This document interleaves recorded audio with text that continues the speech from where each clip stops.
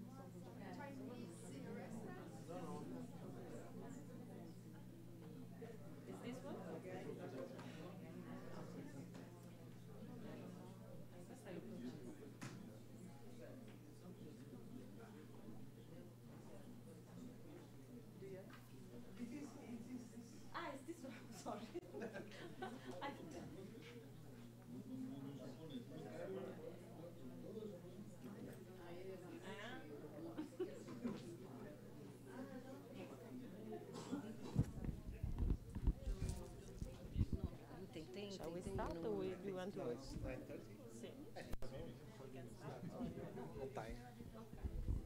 So good morning, everybody. Welcome back for this third day. Today, the first speaker of the morning is Professor Ambrizzi. He's hosting us here in the department together with Rosemary. So I would like to thank him and welcome to the workshop. Oops. Thank you, Erika. Thank you for the invitation to be part of this workshop. Well, I'm not going to talk about RegCM 3 or RegCM in general, which is good. We've been listening quite a lot about that. But RegCM is going to be important for what I'm going to say here. Basically, for the studies linked to the Now it is. Thanks to big cities and the projections, because of global change, really is quite directly linked to these big cities that I'm going to tell about you. Well, we know already that we are actually disrupting the global carbon cycle through deforestation, our industries, use of the fuel petroleum, and all of this certainly is having an impact on climate change. But how do you know about that? In fact, if you take the mean temperature from 1850 to the present time, as you can see, we have from year to year a large variability of this temperature. However, the temperature is increasing. So this is probably one very nice sign that something is happening in our planet. And when you go to, this is a picture from the last IPCC report. Oops, this is not too good. Agora sim. Very good, thank you. Well, if you just look at the black curve here, you can see that independent of the part of the world you are, from the 60s on, we have a tendency to increase the temperature. It doesn't matter if you just consider the land or if you put together land and ocean, both of them show this tendency to increase in temperature. And even if you consider the ocean heat content, we can see that the ocean also being affected by this increase in temperature. And we know why it's causing that, because our evolution actually. Nowadays we have transportation, industry, the agriculture, the biomass burning, and so on. Everything is contributing to increase the greenhouse gases, and these greenhouse gases are quite important to content the heating here in the troposphere and preventing them to escape to the space. So we are actually disrupting the balance of the energy of our planet. And this is quite clear because when you put the CO2 concentration against the temperature, they have a very nice correlation. They been having quite a lot. And the CO2 concentration is quite interesting because when you see the measures, we can see that it just increases steadily. It's not like the temperature that you can have some variability from year to year. But in this case, it's increasing and it's keeping increasing. And if you see some projections considering the fossil CO2, the CO2 produced by industry, land, and other greenhouse gases, and if we don't do anything to prevent that or even to limit these emissions, then they are going to increase, and this probably will have large impact. But what's happening actually in terms of precipitation temperature when you consider the global and even here more close to us in Brazil or South America? When you just look at the temperature from 1901 to 2012, we can see that it's clear that temperature is increasing everywhere in our planet. But be careful, because some places the temperature increases more than other places. So it's not homogeneous actually. Now you can have some place more warm than the other place. When you go to precipitation, it's a little bit more difficult to get data. But even so, what this picture here shows is that actually we are having more precipitation in some place and less precipitation in other place in terms of climatology. But the impact of the increase in the temperature, we know is having an impact on the polar ice and the ice in the mountains and also in the sea level. And the sea level is increasing, not just because of you are just defrosting the poles on other place, but because of the thermal expansion.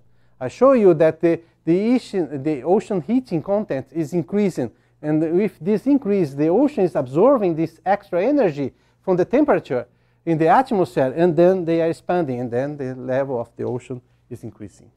But perhaps the most important thing is this one here, the number of natural disasters we are observing nowadays. If you just take this picture here, you see that the hydrological events like floods or climatological events like extreme temperature, droughts, and others, we have a steady increase in these natural disasters. And this is happening now, not only in the intensity, but also in the frequency. And why is this important? Because of money. For instance, I just put this table over here. Just if you consider some hurricanes and some hailstorms and wildfires, this is cause a cost of around $235 billion last year for the US, just the US. So natural disasters have a very strong impact on our pockets anyway. But it's not only there. Here we've been seeing lots of extreme events like floods, droughts, heat waves, and in different parts of South America. In particular, in Brazil, if you just calculate the climate, considering 1991-2004 minus 1961 to 1990, as you can see in terms of precipitation, if you divide by regions in Brazil, the southeast and the south of Brazil shows an increase in temperature along of these years, and the northeast of Brazil a decrease. However, if you go to the temperature independent of its median temperature, maximum or minimum, all of them shows a positive anomaly. So the temperature in our country, in Brazil, is increasing. And these extremes have been quite strong. For instance, in 2005, there was a drought in the Amazon that was considered one of the most severe droughts in 100 years. It was terrible. So they said, well, this is one in 100 years, it's okay. But then 5 years afterwards, there was another drought. One important impact here was, if you don't know, haven't heard about, it was the Katrina hurricane in the South Atlantic. It happens in 2004. It was a hurricane with category 1 out of 5, so it's not so strong, but it hits the north of Rio Grande do Sul and the south of Santa Catarina. But even so, it caused some disruption, some death, and so on, something that happens with hurricanes. And this has not happened before. So some things happen in the climate.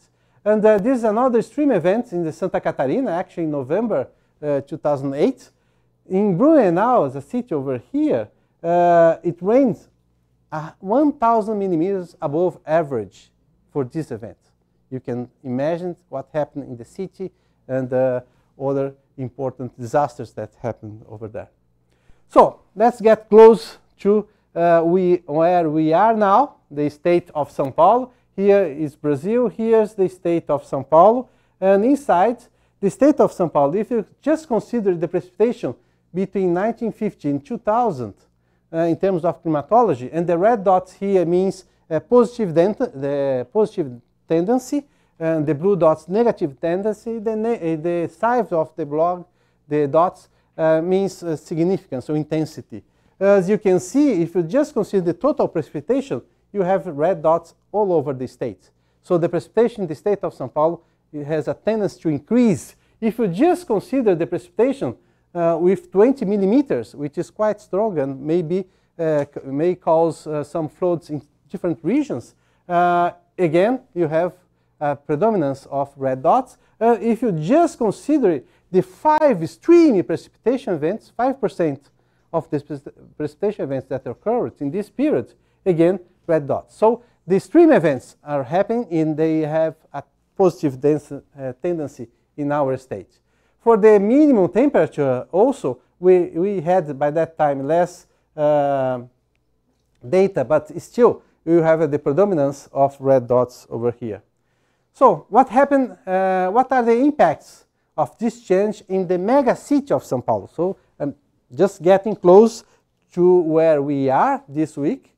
And here's this Brazil, here's the state of São Paulo, and the São Paulo city is over here. As Rosie said yesterday, yes, it does look like a dog's head, isn't it? And here in the city of São Paulo, here is divided by regions, and we are here, the Butantã region. This University of São Paulo is just over here in the west of the city. And some information about this city. São Paulo is the largest city in Brazil and the 6th most populated in the planet. We have around 11, 12 million inhabitants distributed in an area of 1,500 square kilometers. It is the Brazil's economy and financial center in the state capital that bears the same name, São Paulo. And it's one, we really have lots of opportunities here. Many restaurants, shopping centers, cinema, theaters, everything you can find in a very big city. If you have the time, enjoy it. It is quite important. And the traffic, yes, it comes together with with the 11 billion inhabitants that wants to have also one car. So I think we have nowadays by 7 or 8 million cars in the city. So you can imagine that everybody decides to go out at the same time. It's not going to get anywhere. Anyway, in terms of climate, this is happening. This is a flood event in 2010. You see that São Paulo gets pretty terrible. But this happened every day. This was 2010. If you consider February 2011, this is for 2004. So every day during the summer we have this kind of problem. But then it's climate change.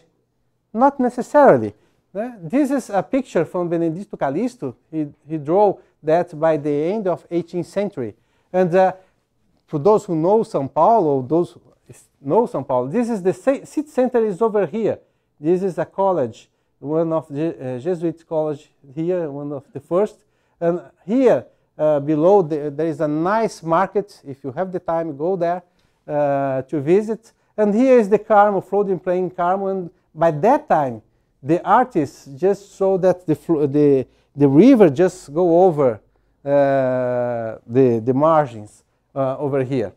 But look, this is what was in that time the city of São Paulo, and this is the urbanization in the city.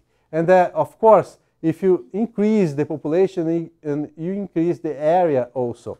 And when you look at some meteorological parameters like precipitation, it is clear that we have a tendency to increase precipitation, and our city in 100 years has heating around 3 degrees.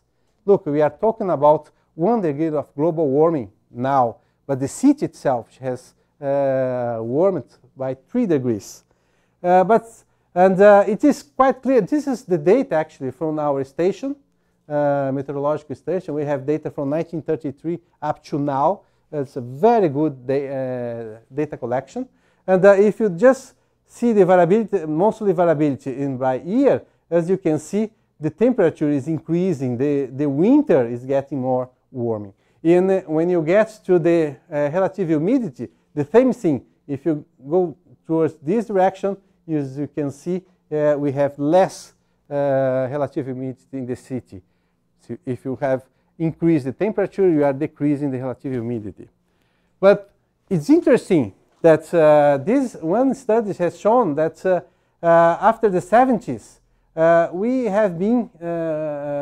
have extreme events of precipitation around 60 millimeters, which can certainly flood many parts of the city in June, July, August. That is during our dry season. So some things happen.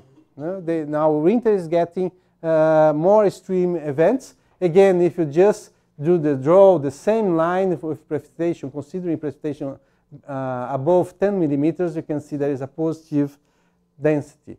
And a few years ago, Carlos Nobre collaborators has done these nice scenarios for the city using the ETA CPTEC model that Sho has talked yesterday, but with a not very nice resolution. But even so, this is the observational data, this is the simulated data for the present, and this sometimes lies. As you can see, for temperature, there is a tendency to increase. The warm nights tends to increase, cold nights tends to decrease, and the intense precipitation also shows a tendency to increase. So the city is already suffering some change in the climate, and the projection for that shows that this is going to continue in the future. So another important thing that happens here in the city is, look, this is red dots here, is just biomass burning actually. And this is not clouds, but smoke. And some of this smoke, some of these aerosols can get to the city, and then it can actually disrupt in many ways not only the precipitation, but cause air pollution and other things. And but then what's happening in the rainfall of the summer 2015?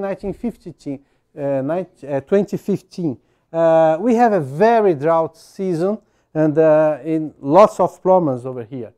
For instance, in the summer of 2014, here in this square region here, which is the southeast of Brazil, it rained less 220 millimeters. And the next year, it rained less 268 millimeters. As you can see from 2010 towards nowadays, you can see a decrease in the precipitation. Particularly in 2014, the average was really well below the climatology here for this region. And what's happening? This is one of our reservoir, the Cantareira system. As you can see, the volume of water was decreasing, then you have a water crisis over here. Okay? And why this is happening?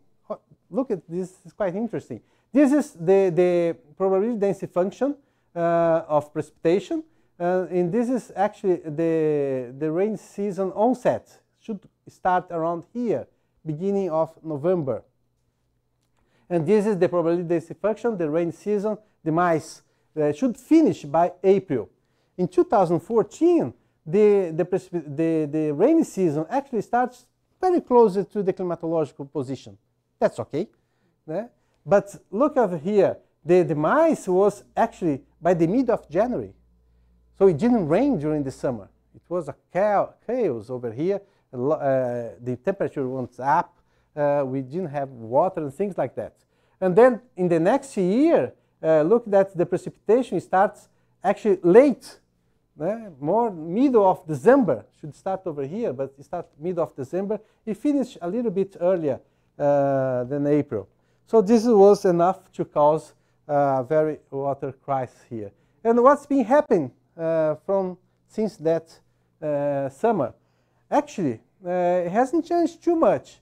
You have minus 70 negative anomalies of 71 millimeters in this region. So this was a good year, I should say.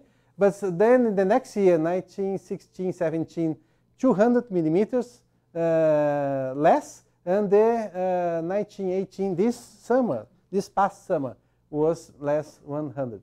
So what we are seeing here again is a decrease in the precipitation. It's keeping that in this region. And this is a very important region. It's probably the most rich region in Brazil, which contributes to agriculture, industry, and many other commodities. That's important. So, what are the droughts in this? Are the droughts in the southeast Brazil due to the climate change? Yes, we know that if you increase the heating, you increase temperature, evaporation, then you increase the atmospheric humidity, and then you actually increase the greenhouse gas, and you can increase the rainfall intensity. So you can have floods, but look, you can have also droughts. Now, it's not just in one direction. You can have a variability of both. And if you look at the people from Europe, probably recall that August 2002, many countries suffer with flooding. And if you just cross the Atlantic to the other side, the US was having a very severe drought in that year. Here, during the period of 2014-15, this is a picture of our dam, actually, the Cantareira Reservoir. The water should be over here, but look, the guy is walking over the water, actually. What should have water. But if you go to Europe, England was having floods over there. If you again cross the Atlantic, the US was having a snowstorm, one of the most severe in many years over there. So the IPCC have already said that if you have an increase in the temperature, this increase also is going to impact the extreme weather event and even large-scale singular events. So there is a very nice correlation between increasing temperature and increased extreme events. Here in the southeast of South America, actually, all the signs are quite clear from the last IPCC report. You have an increase in temperature, increase in precipitation, increase in runoff. We are just cutting our forest, increase in the agriculture, land use, actually, and increase in the vectors of disease, actually, linked to warm and precipitation. And this is one nice study by Otto et al. That they just did some simulations using a network of regional climate models. And what they saw is that here, in the south of Brazil, you have a tendency to increase precipitation, but São Paulo is here. There is a transition here between a decrease in the precipitation and the tendency to increase. But one important, interesting point here was that they made a calculation of the precipitation and water consumption. So this is the population growth, and this is the actual water consumption, and this was the estimated consumption. So what's happening here, and they calculate the tendency to water use, is that we are using more water than you need. So it's not just the climate change, but also you have a link between the growth of the cities and the cities using more water, so you are not prepared for that. So when you put this together, we have a very big problem in our hands. This here is just saying that, of course, I cannot link one event of droughts to climate change. When you see the increase in frequency, when you see the increase in intensity of these droughts, then probably they are linked to the fact that the climate is changing anyway. And this is just to have you some idea that the simulations for the future scenarios. This picture actually was produced by Everaldo Souza, who contributes in our Brazilian panel of climate change, which is a kind of Brazilian IPCC. And Everaldo contributes in one of the chapters. He produced this picture, very nice picture here, that it shows it was divided by biomas, the Amazon, Caatinga, Cerrado, Mata Atlântica, Northeast, Southeast, South Mata Atlântica, and so on. And it shows that everywhere you have an increase in temperature, more in the north and northeast of Brazil, but the precipitation in the north, the scenario shows a decrease here in this region here, and an increase in this region here. So this is probably, it's already happening, and it's going to continue in the future. And nowadays, what we are discussing that we have to achieve, get to the target of 1.5 degrees of global average. But the 2 degrees is quite near that. But the difference in terms of impacts is large. If you consider the heat waves, reduction of annual water, increase of heavy precipitation, global sea level, and even impacts on the agriculture, if you see the response for the 2 degrees is different and more intense than the 1.5 degrees. And there was a series of papers published on the Nature Climate Change that has discussed the importance of the cities for the climate change, and how we are going to really deal with this kind of impacts. What it says is that the meaning of the ambitions of Paris Agreement will require a rapid and massive decarbonization of the cities, because the cities are very critical, because they are going to suffer more frequent flooding, droughts, heat waves, intense rain events, and so on. If you have 1.5, if you go to up to 2 degrees, this is going to increase quite a lot. But not only that one. The article goes on and says that, of course, we know that the climate change will impact more the poor people from the cities than the rich one. So that's one motivation really to go after and try to understand more the interaction of cities and climate change. And nowadays there is very large global city networks such as C40, CLAY, the Urban Climate Change Research Network, and so on, try to discuss the strategies for adaptation, mitigation, and the decarbonization of the cities. And one of these articles actually went on and said that, well, nowadays cities contribute with 75% of the CO2 emissions in globally terms. And then by 2050, these cities, if they are not planned, they can contribute 4 times more in terms of emissions. And this has a large impact, and they just made some calculations. He said that we spend more than $4 trillion to not to prevent, but just to try to remediate what happened in the cities. And they just put some 6 priority research in terms of cities. One is expand observations, but one of these 6 priorities is actually understanding climate interactions. And here is the point we can contribute. Rosie, in her presentation, has shown some of the simulations in terms of fog and other systems that can be simulated. And we have to contribute on this part here, because the other parts are going to depend what's going to happen here in terms of our understanding how the cities contribute to the climate change. And of course, here they just said the importance of the universities to provide data, but not only data. We have also to have a very important communication to the policymakers to what we are getting in terms of knowledge of climate change. And the last one, just to emphasize, is that some years ago we had the Sustainable Development Goals, and between these 17 goals that was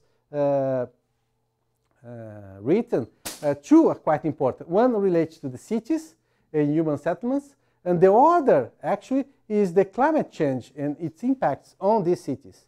And this is very important, because we have to have a construction of multidimensional approach to have a better urban planning to reflect these Sustainable Development Goals paradigm for integrated, multidisciplinary, and inclusive urbanization, and try to fill the gaps between adaptation planning and implementation in many developing countries. That this is more difficult. So this is some points that are quite important if you are thinking in terms of climate change, if you are thinking in terms of simulations of future scenarios. We have to take it very serious in this approach. So in saying that, certainly we have a very big challenge. We have to prepare it to adapt to the climate change, to the streams in the macro metropolis, and we can contribute that using simulations, trying to understand better the climate and its interactions in our cities. On saying that, I thank you very much for the attention.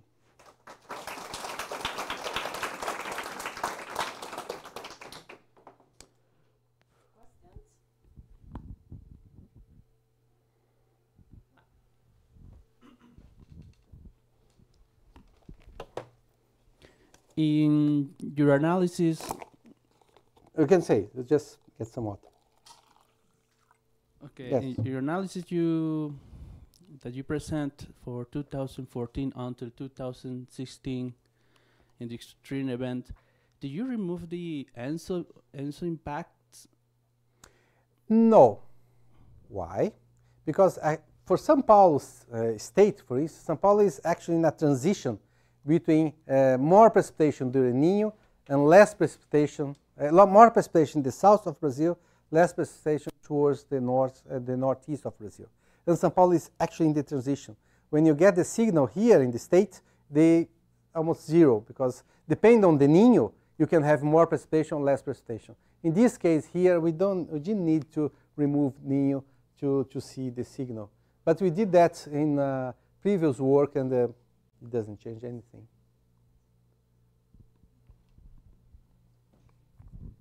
Other question? If not,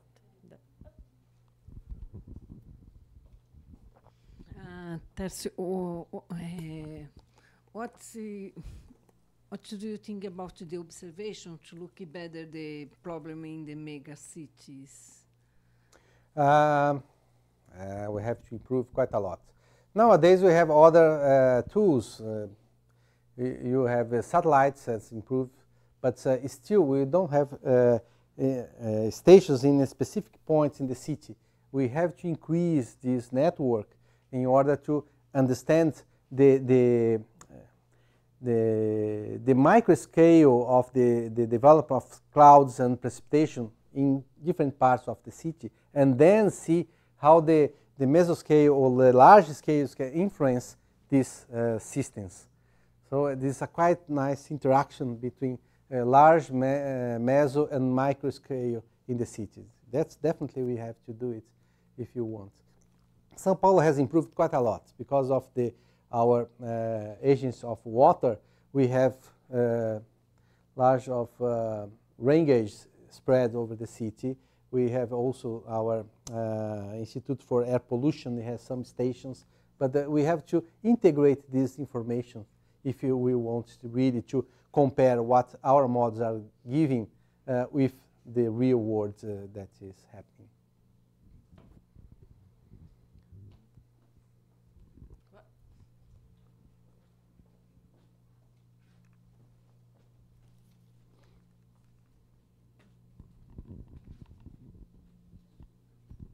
Hi, Tercio. Thank you for your lecture.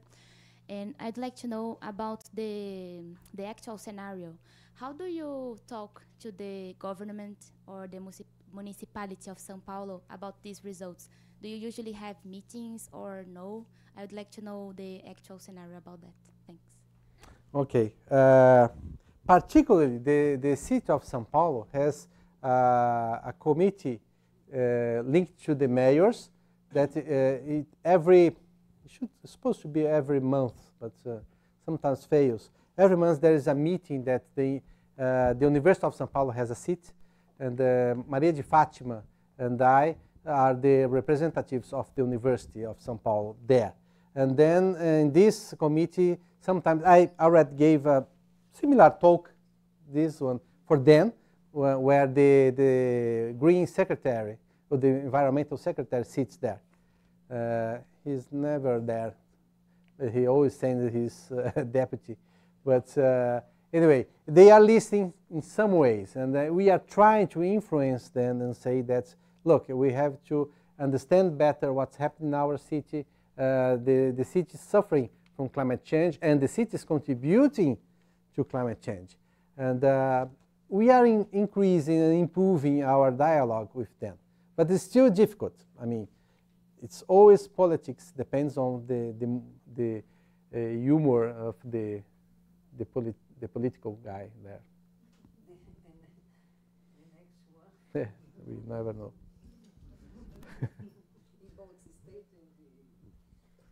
Just for curiosity, so Certainly. in the megacity issue, the first thing is the temperature, no? You have this heat island effect, but the other effect that you have in this megacity is the urban flooding.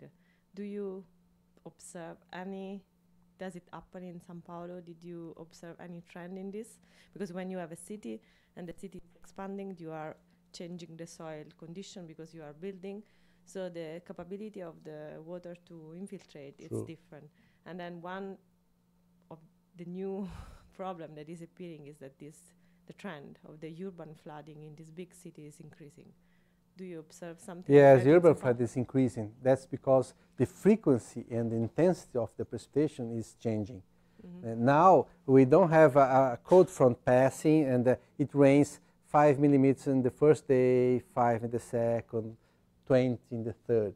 Now the cold front comes, you have a very strong gradient of temperature, and then you have very strong cloud growing and strong precipitation. So in one day you can have 30, 40 millimeters of rain. And the urban and the cities are not prepared for that. You have to flow in a how do you say? In the pipe. Pipe of this size, but it actually rain like this, so it's not enough. That's why we have floods. So you observe a positive trend also. Yes, due to the change of the expansion of the urban. Definitely, definitely. Would you have data to validate the model for that? Would you have data for flood, like extinction of flood in São Paulo? Because these are really rare to find.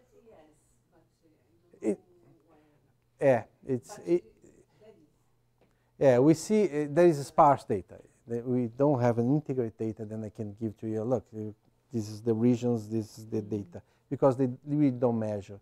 They start to the civil defense monitor the regions that you have a continual flooding, because they have to move people from there. So you don't have a map of flood extension? We do have a map of flooding from the civil defense, but we don't have actually the actual data in our hands to do that. Yeah, probably we can obtain that. It would be interesting to look at, no? The change in the urban flooding. Okay. Okay. So if there are no more questions, we can move. Thanks, Tasho. Thank you very much for listening. So next one now is our Marta Loport from Unas, Brazil. We know Marta since a long time. We work together since many years. So 50 years, yeah. a little bit less. And she will present today some evaluation of our regional climate model for the South America CORDEX domain.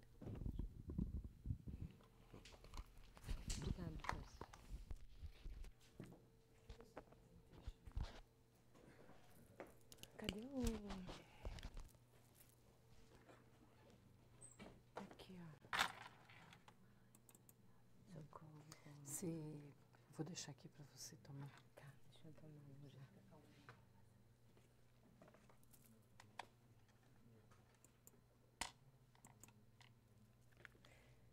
Okay, can you hear me? Yes? So do you mind if I stay on this side? Because I think it's better to me too. Okay, so good morning everyone. I think everybody already knows me. I'm Marta.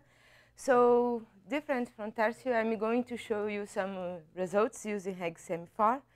And the title of my presentation is Evaluation of RegCM4 Simulation over South America CORDEX domain, focusing on the Amazon and La Plata Basin. So just a brief introduction. As you can see, RegCM4 has been largely used over South America continent for many kinds of studies, like to study present climate, climate change, impact studies, and many others.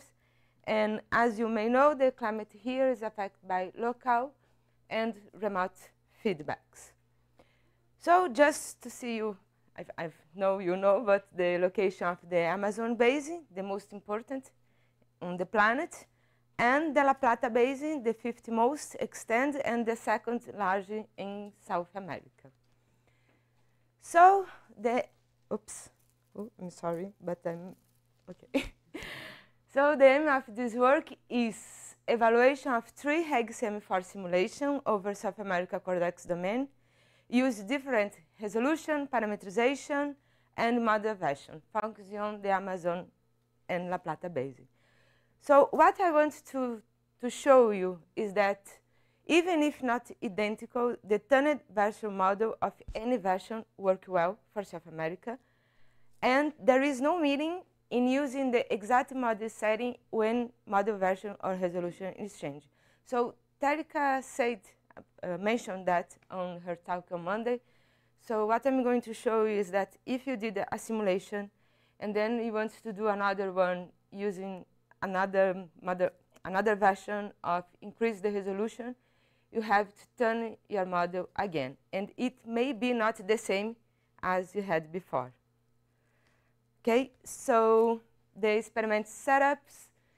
The simulations follow the CORDEX South America domain. This is the CORDEX South American domain. The location of the two boxes, the Amazon and La Plata Basin. The three simulations I'm going to show you has been turned to better capture the South American climate. So here you can see the three simulations, and you can realize that they are not, they don't use the same configuration and not the same resolution. So I will call them version 3, 5, and 7. But keep in mind that the difference are not only concerned the version, but also the configuration and the resolution. Our simulation were driven by air entering reanalysis, and for validation, I use for precipitation the crew data, trim, air entering, and temperature, crew, and air entering reanalysis. To start with, the precipitation climatology during our summer. So this is trim, crew, air entering, version 3, 5, and 7. So you can see that the simulations are quite similar, but if you take a look for an specific region, you can see some difference. So as for example, over the ITCZ, so here the ITCZ, so the ITCZ is better simulated in using this version of the model. It increases a lot. The South Atlantic Convergence Zone, so this area, is in this simulation, the South Atlantic Convergence Zone is narrow, is narrow. Can you see here? So there are some difference. So if you move to our winter JJA, so if you look, they are quite similar. But for example, here, the same with the ITCZ is different. So here is better, this version better simulates the ITCZ. And this precipitation here in the south. So you can see that the model doesn't simulate very well, but this underestimated the precipitation of this region. And this is the precipitation associated with the cloud fronts and cyclogenesis. So the annual cycle average over the Amazon box that I showed you before. The black line is the crew data, the red one is string, green is the 7, purple 5, and blue 3. We can see that over the Amazon, the seasonal precipitation is marked, and the model can capture this variability, this shape. And the precipitation is underestimated by our simulations throughout the year, except for the version 5 from July to December, the purple line, and in the version 3 from October to December, the blue line. The precipitation is underestimated by our simulations mainly during the peak of monsoon phase, the beginning of the year. And in general, the precipitation follows the evapotranspiration shape. So here you can see the evapotranspiration average over the area. And just to have an idea, the observed values of evapotranspiration in the Amazon are about 4 millimeters per day. So this black line in this plot. So the model is closer to this value, but so in my opinion, it's not very fair to compare like a Flux tower that has 50 kilometers as a footprint from this simulation that is 50, 25. But just to have an idea, the values are okay with the observation.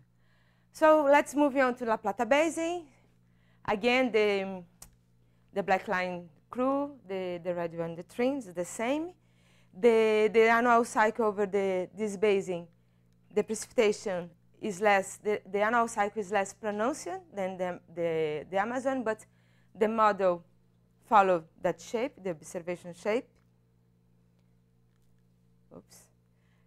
So the precipitation is overestimated during the mature of the monsoon phase by our simulation, the beginning of the year, and a little bit in the end, for some in the end of the year. And the precipitation is underestimated from May to November by our simulations. But this is a common error of global and regional climate model. So this is common, this dry bias in this region during our winter.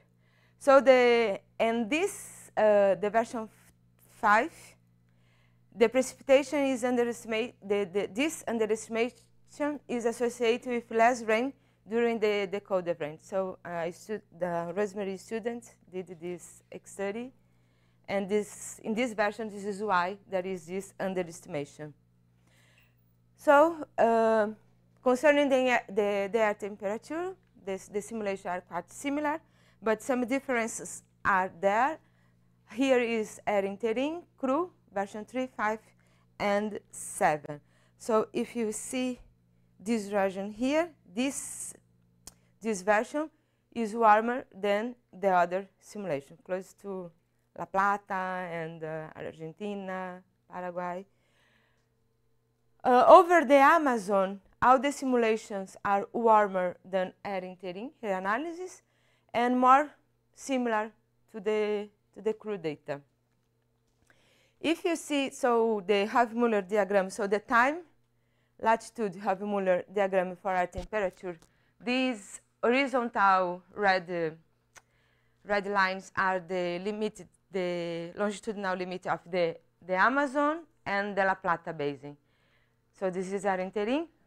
They are quite similar, but the difference are over the tropics. So these versions is more close to the air entering one, and they exhibit different responses over the tropics, and in general they are warmer than the observation, than the reanalysis data.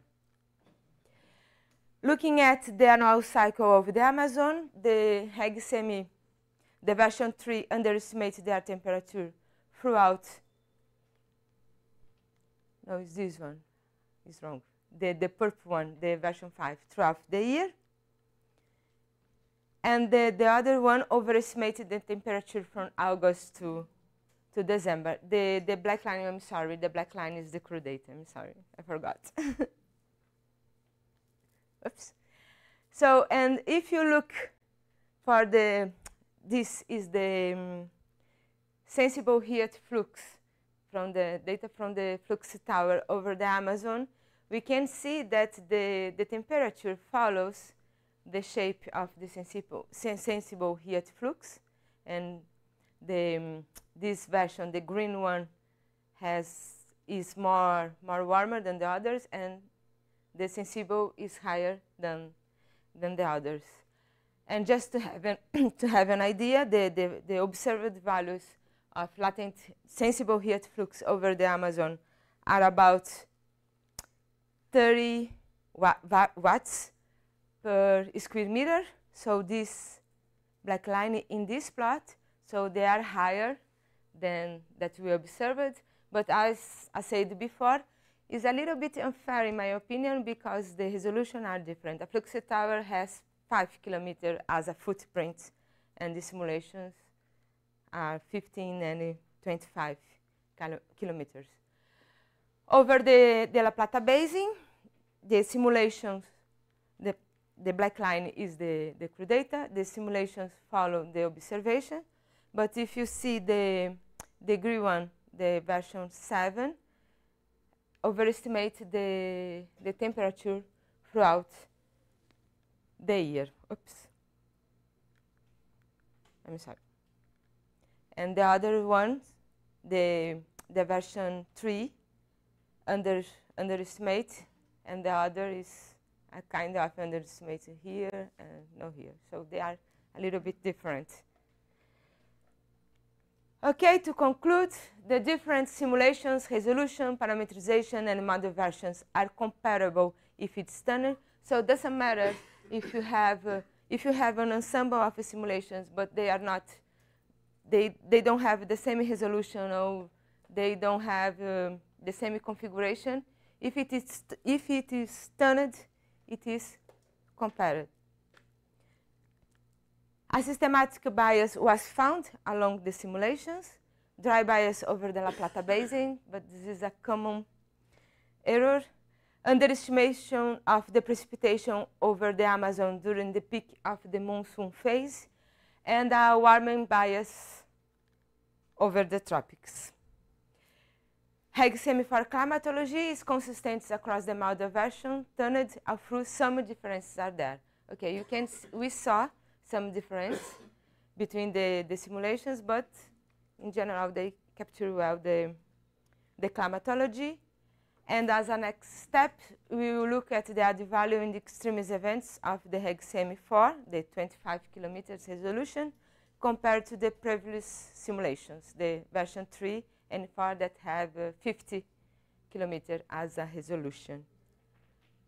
So that's all. Thanks a lot.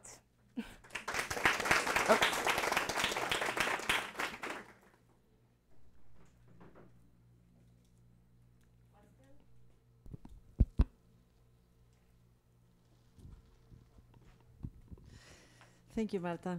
It's very, very nice. Your presentation was very, very clear. But I have a question. You haven't mentioned anything about the comparison.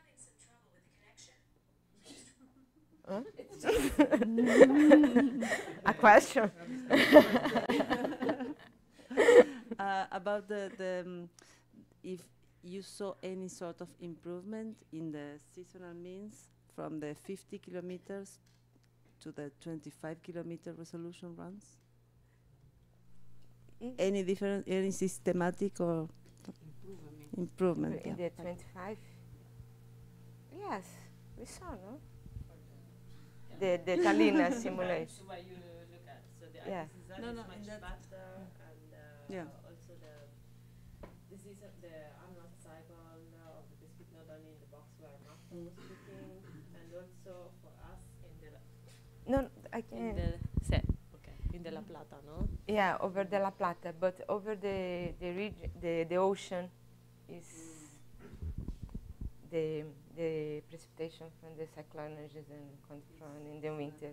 But over the land is good, but over the ocean is. And just another comment. It's also interesting what you look at the fluxes, at the surface fluxes to understand the biases. So maybe you can use, in parallel with this tower data, data from reanalysis, sensible and latent heat fluxes, idea. Because It's more fair. It's more fair, the comparison, yeah. Okay. Thank you, Silvina.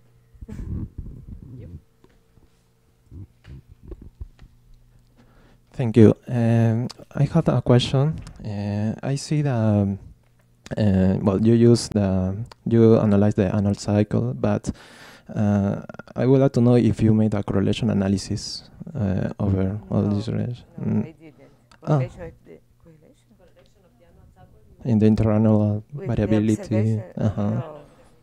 No. Well, I also seen that you use 3 data sets observed information, no? Crew, interim, and trim. And in some cases, I've seen very strong difference between them. For example, in the rainfall and in temperature.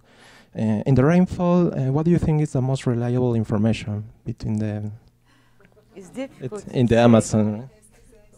Yeah, it's difficult to say. The best is you use all you have because An ensemble. you can understand what is the spread, the variability that you have, and then you hope that your model is at least within the spread or closer. Okay, thank you. Can you pass just behind? Thank you for your lecture. I just have a little doubt. Some GCMs have problems with the tropics. They double the ITCC when you mentioned the ITCC first. Is this problem solved in the RegCM?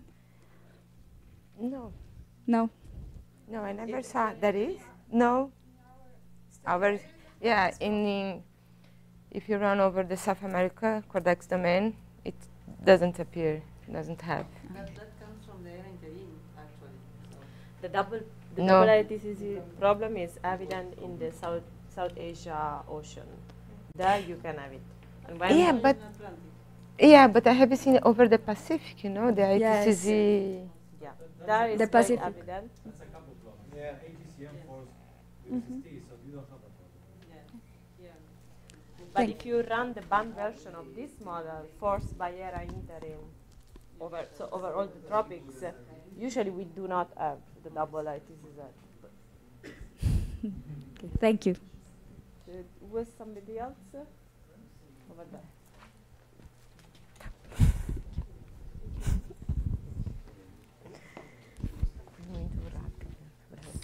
I think no. Hi, thank you for the lecture. Just a similar question. You do the comparison between the crew and trim, between the regional climate models in outputs. My question is, how well crew and trim represent the observed data over these basins? How well represent crew and trim the observed data by the weather stations? Yeah, but to know that, I should compare with. We don't have any other data to compare with, no? Over the La Plata and over Amazon, do we have any other data set? Yes, the data are more or less similar in Amazon because you have a low density of observation. If you put together the data, you can see that they are more or less similar. Okay, so they have a similar. But there is no validation for all South America. There is some papers discussing validation, but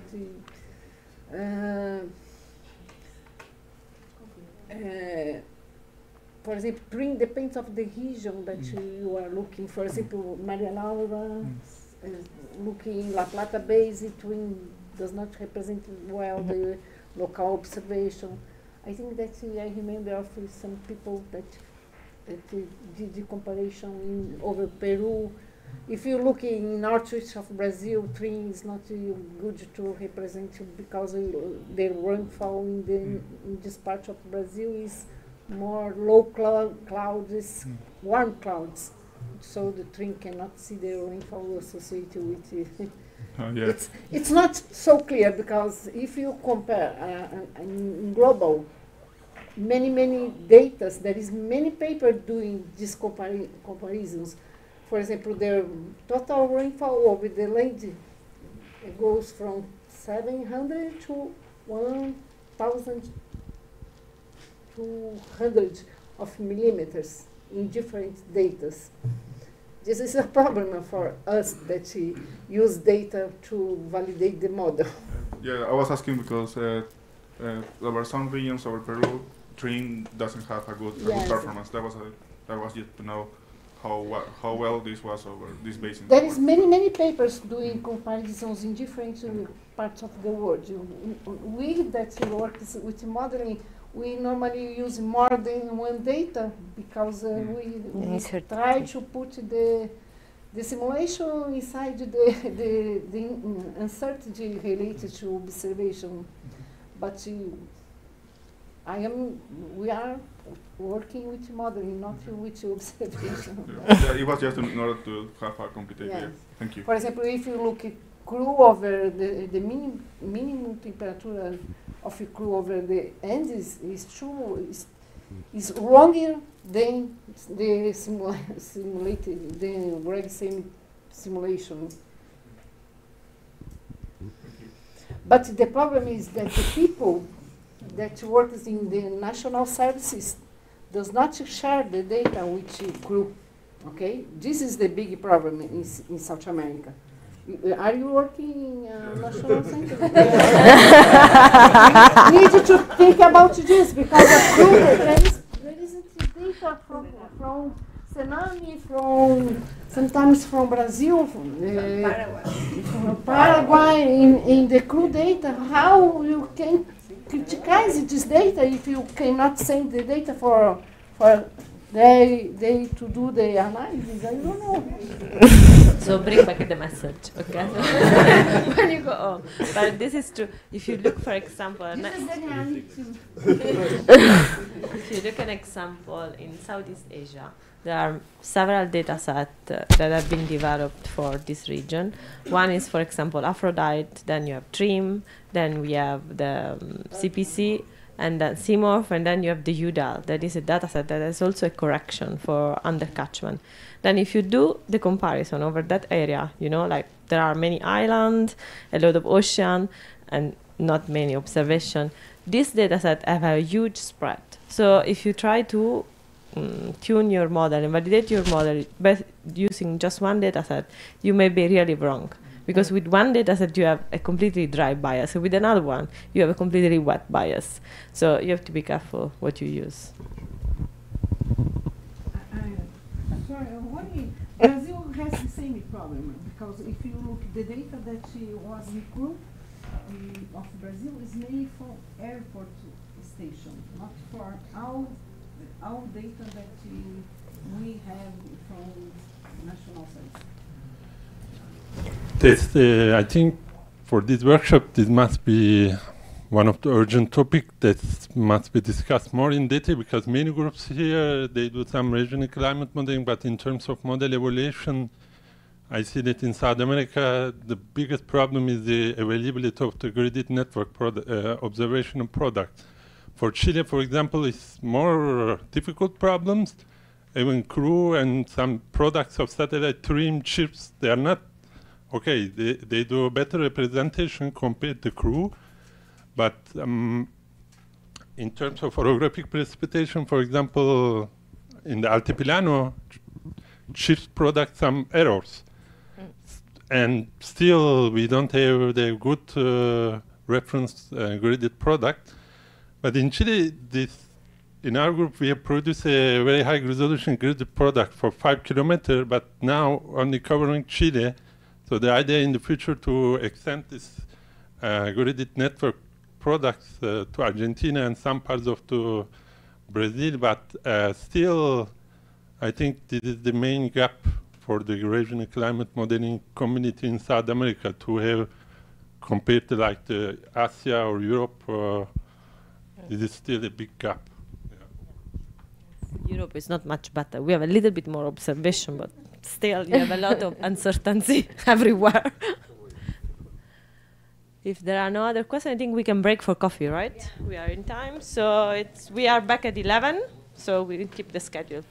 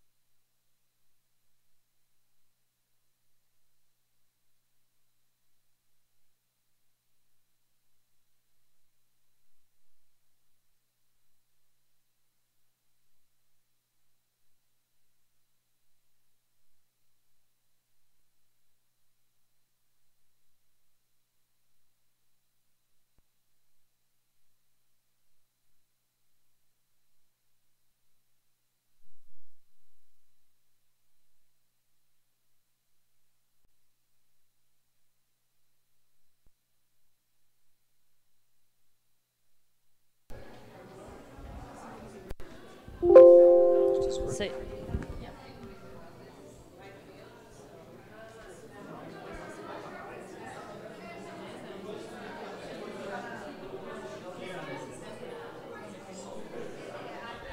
so your surname is Strial or Strial?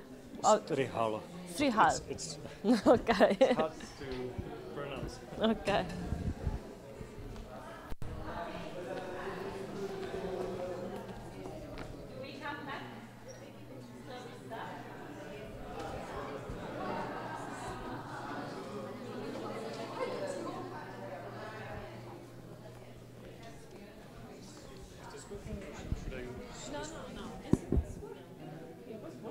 Hello?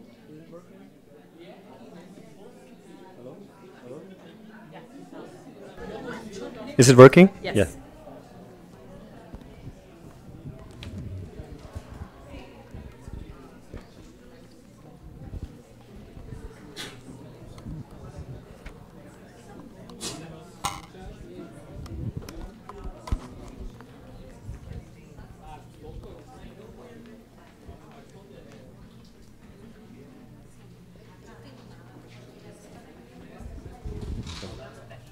Se to dává brzy.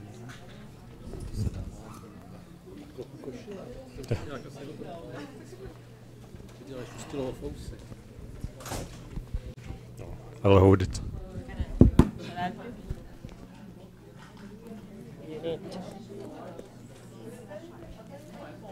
Thank you. Okay, let's move on. So the next speaker is Jan Strihal from Charles University in Prague. He will tell us about the validation of atmospheric circulation in CMAP5 GCM over the southern South America. Good morning. Can you hear me? In my presentation, we will take one or maybe two steps back, and we will look at the global climate models and on the atmospheric circulation, so on your large-scale predictors. In my research, I've done something similar for Europe in my PhD, so this is just the application of our know-how on South America, so I hope that some of the results will be useful for you in the future. I think that it is clear why it is necessary to validate atmospheric circulation, but repetition is the mother of wisdom, so let's look at it.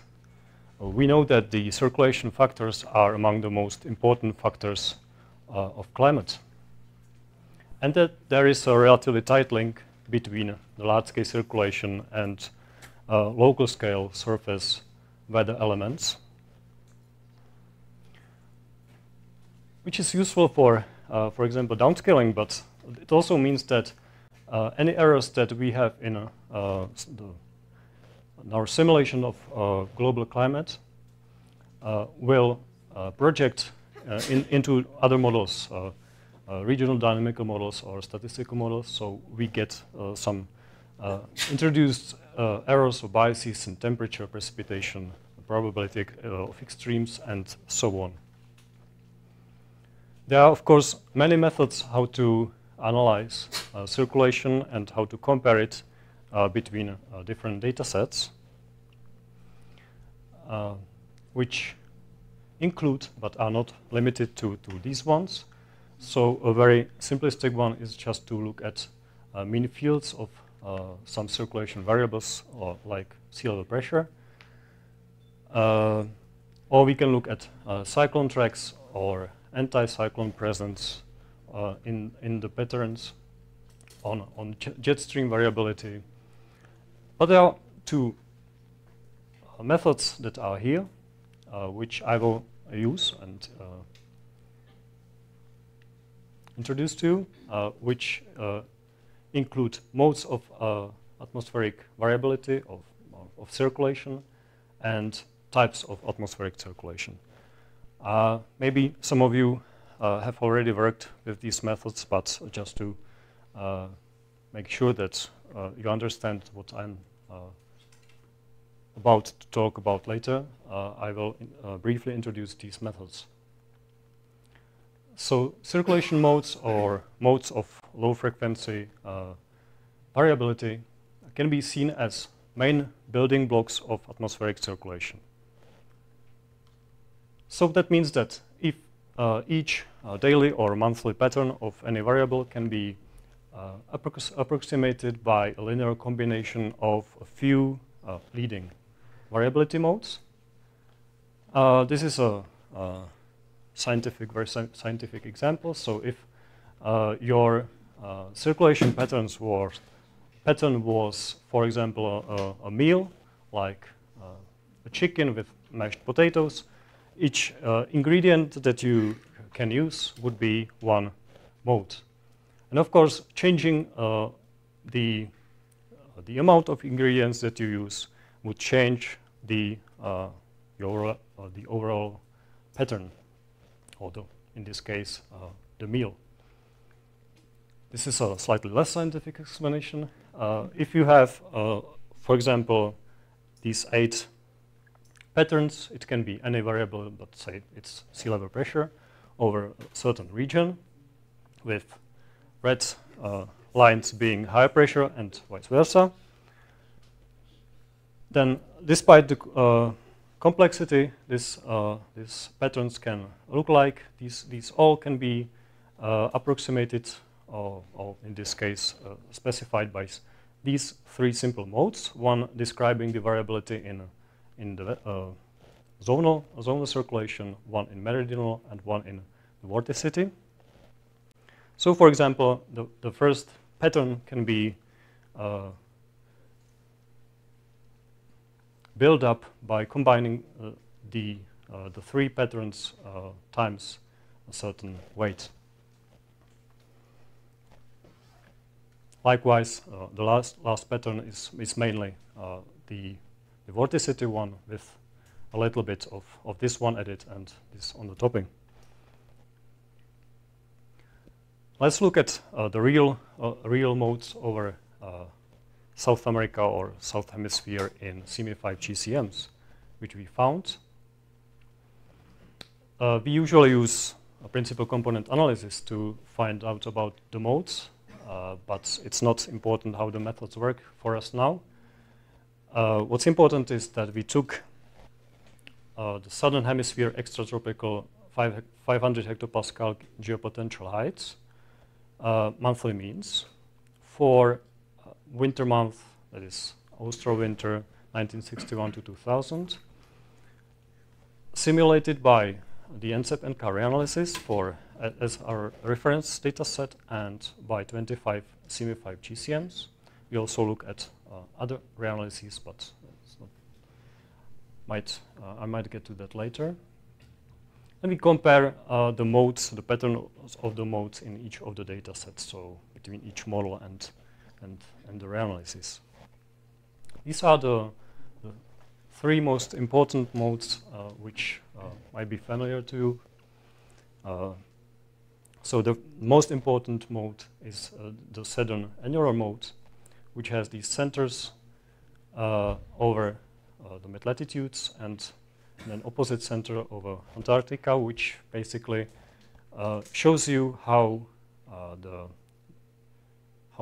westerlies vary over time. So how the intensity of the flow varies, and what is the latitude of the front. And there are 2 modes which basically then describe how wavy the flow gets over the mid-latitudes. If we compare these patterns in the NCEP and CAR analysis and individual models, we get these correlations between about 1.7 and 0.9 for the southern annular mode, which is in general simulated better than the other 2 modes, but not in all GCMs. And there are also some GCMs which fail to identify some models, some modes, especially the other modes, because there is, of course, more than the 3 modes. I will show you the ranking of GCMs later. This is just to put this image, which I just showed you about the southern enduro mode, into perspective with when we compare reanalyses. There are 6 different reanalyses when we compare these reanalyses together. So the correlations for the reanalyses are above 0.9, which is about the value of the best model here. Of course, these ingredients, it's good to know whether they are the same in the models and in the reanalyses, but they don't tell you very much about local circulation on shorter time scales. So to analyze the synoptic scale circulation, daily patterns on smaller regions, such as southern South America, we use a different methods which consist in identifying the typical situations of circulation. So they basically find typical meals that you can get of those ingredients. There are, of course, many methods to classify circulation. Basically, everyone who does a circulation classification comes up with a new method. So it's quite hard to select one. But there are many methods which range from manual methods when you have to look at all the patterns and just to select some typical situations and then take every daily pattern and just sort it manually. But of course, many of the methods now are automated, so you are assisted by a computer in your classification. And this sounds like a cliche, but it has to be repeated that every method has its strengths and its limitations, and every method gives you a little bit different results. But each classification consists in these 2 steps. First, you find the representative patterns, and then you classify the patterns, daily patterns, to these types. So you have a time series of some patterns. You look at them. You have much more than 6 shown here. But you can find, say, 10 representative types. And in the next step, according to similarity metric, you classify each and every one of the types to the most similar pattern. Then you can compute, for example, the frequency of occurrence of each type and compare it between reanalyses and models. So this is what we did. We took 7 different atmospheric reanalyses that all cover the period of 61 to 2000. So they are not the reanalyses like era interim and such that you might use more often with your modeling experiments. But these reanalyses are very widely used anyway.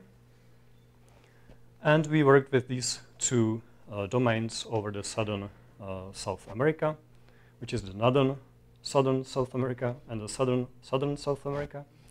I will just refer to it as north and south. And this is an example classification for the southern domain. So you get 9 representative types, which one, for example, is westerly flow, and then you have one with northwesterly flow, and so on. As I said, each classification gives you a little bit different results. So in order to obtain robust results, we used 8 different classifications and then worked with all the results together. So we get 75 types, which are a combination of these 8 classifications, each defining its own 9 or 10 circulation types. We of course, to these types that we defined, classify all the reanalysis and GCM data and then compare these 2 properties of circulation. And this is what you get in terms of the errors of circulation type frequency for the 32 GCMs. So let's focus on the picture on the right. So this is for the northern domain. And the length of the bar shows you the median of the absolute errors in the frequency. To understand this metric, the value of 50 means that it's a median error. So half of the circulation types are either 50% overestimated or overestimated by 50% or underestimated by 50% relative to the reanalysis. So if reanalysis simulates 10 days per season, and you get either 5 or 15 days. So it's a quite big error. You can see that over the northern domain, which is about between 20 and 40 degrees south, you get a median or average error of about 40%. Again, to put it to perspective, this is relative to all reanalysis combined, but when we take this combination of reanalysis and measure, for example, how distant are these individual reanalyses, then we get the results around about the best of the models. So the best of the models is about that distant from all the reanalysis combined as the most distant reanalysis. Over the southern region, the errors are considerably smaller. So that's a good message.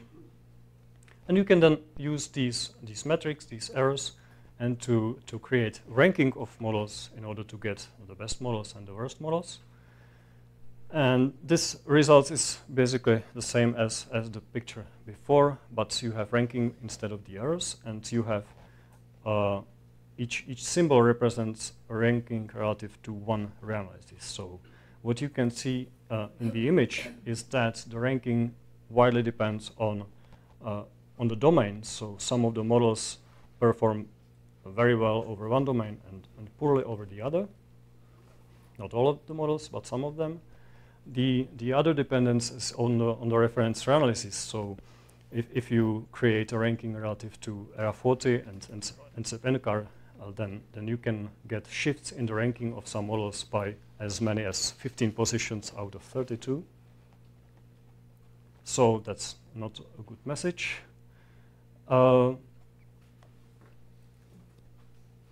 the ranking is also dependent on whether you use the circulation modes or the circulation types. So it depends on the approach. There is a very small or weak link between these two rankings. So look at the model from Norway, for example, which is excellent in simulating the ingredients are all great, but actually the synoptic scale circulation, daily circulation, gets you mediocre rankings and errors.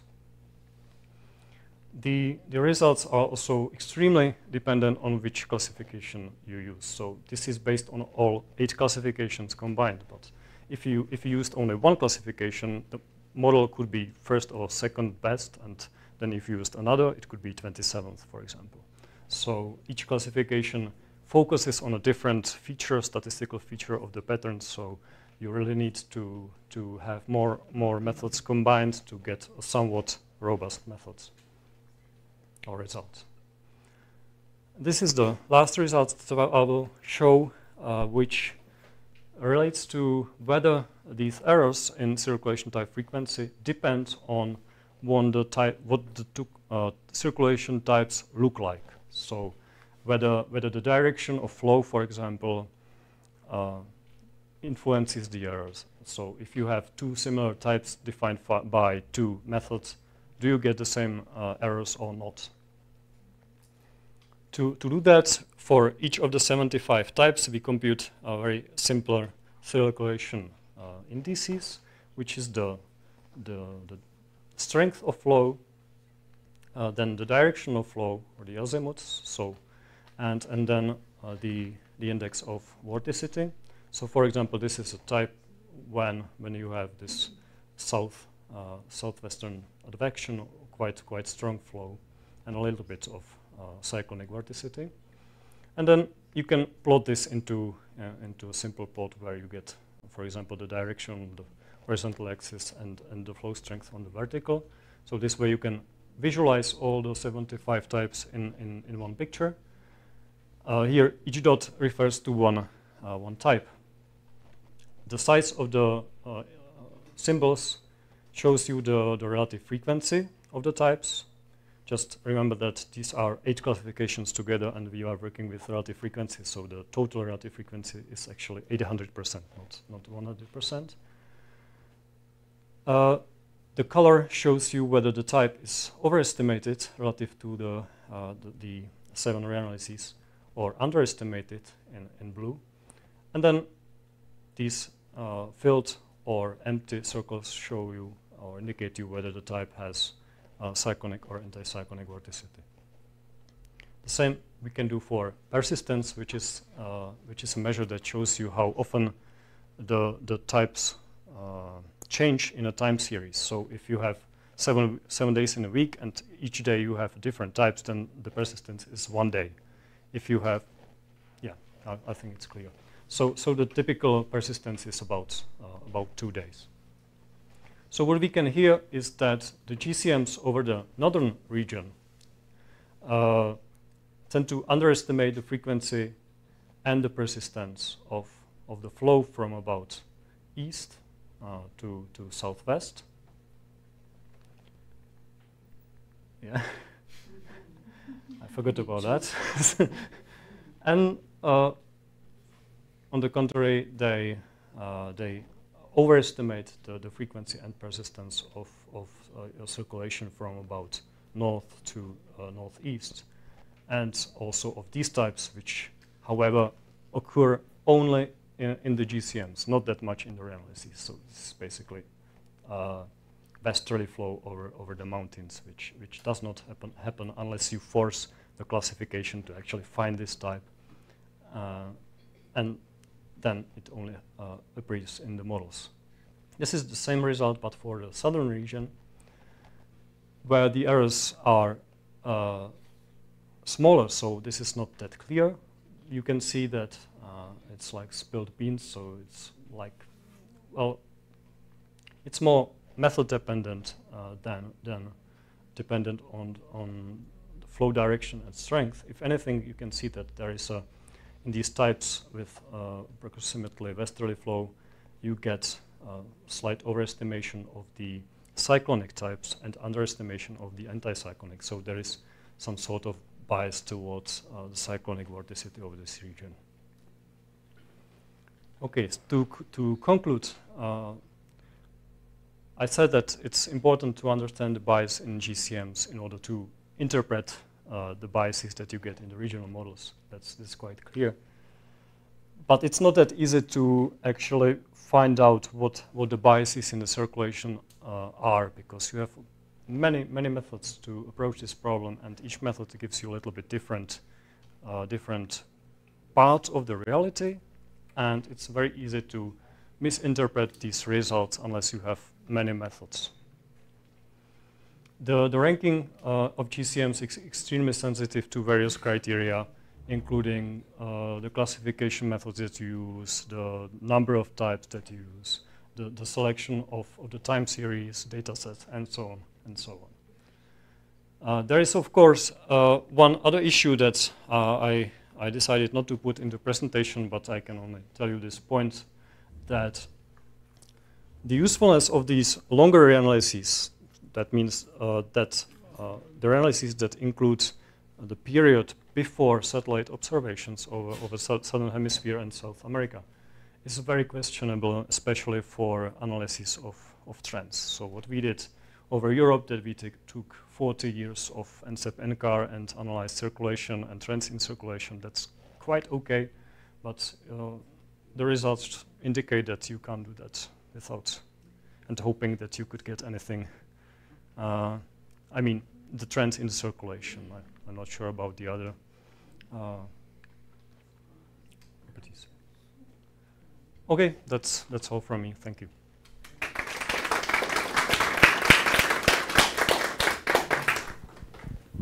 Questions?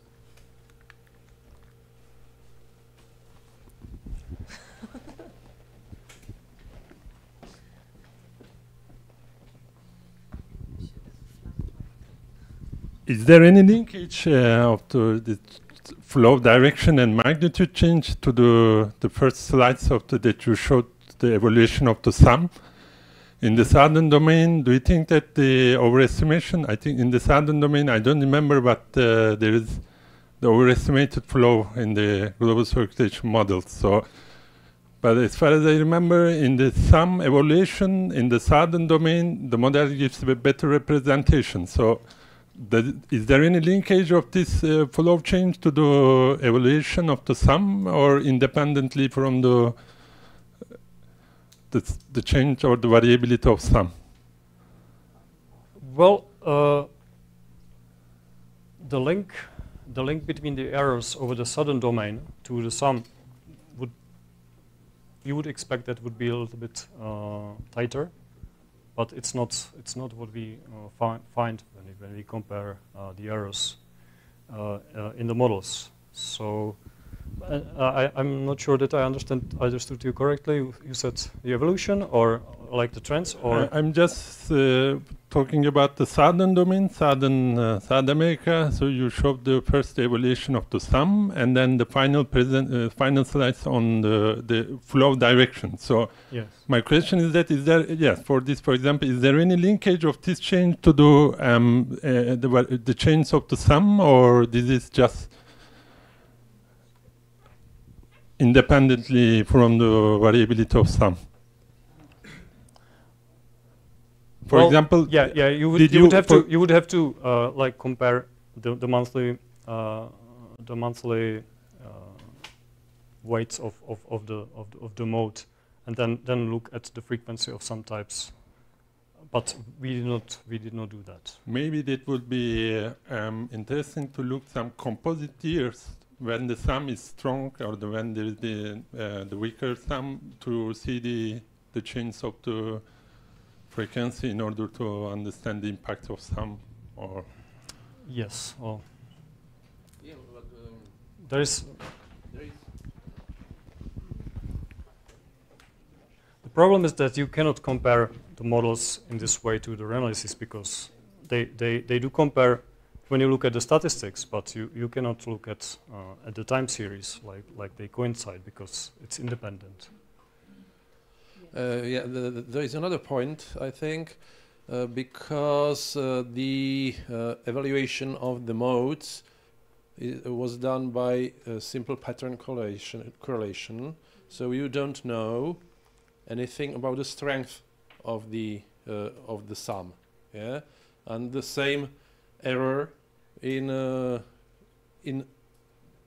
sum, in the pattern of the sum, may induce increased westerlies or damped westerlies as well. So there is a connection, but one should go, I think, much deeper into it to link, to make a proper link between the two analyses.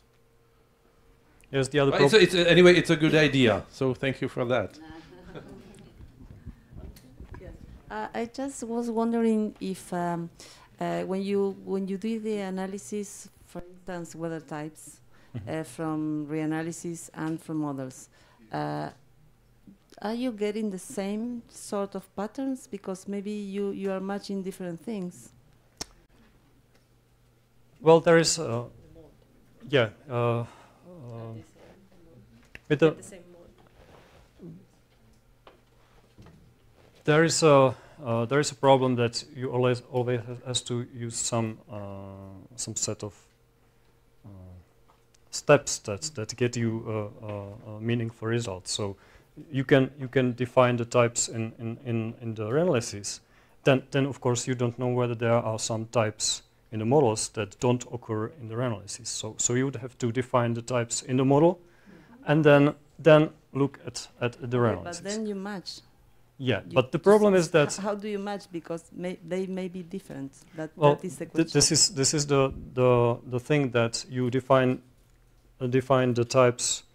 The first step, that is the definition you do on one data set or one analysis or the set of all analyses. And then you took the next step, which is the attribution. You do for all the data to these types, including the analysis and the models. And you use the metric that is natural to that particular method. So it's always different. But that there is a problem that you fail to find some types that might be common in the models, but would not occur in their analysis. I think this is the case of these types. These are centroid, or this was calculated from the GCM mean maps. So you get these types, but if you plot this for the analysis types, then this would probably not even occur. They would not be here. Thank you. Other question? No. If not, thank you. Then we move to the next one.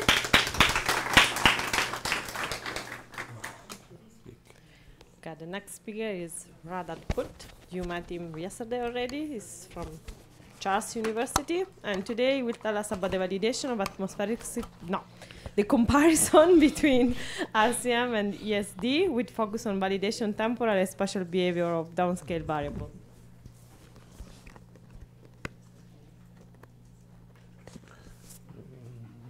Yes, I must. What is it? No, it is not there. It is here. Ah, okay. So we are far. I realized, yes, I realized, well, you couldn't find it.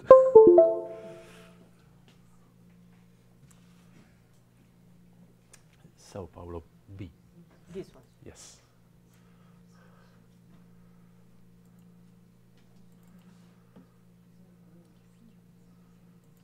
We check later. Remember your key? Or you want to check? We do it later? Yeah, you're right, okay. So,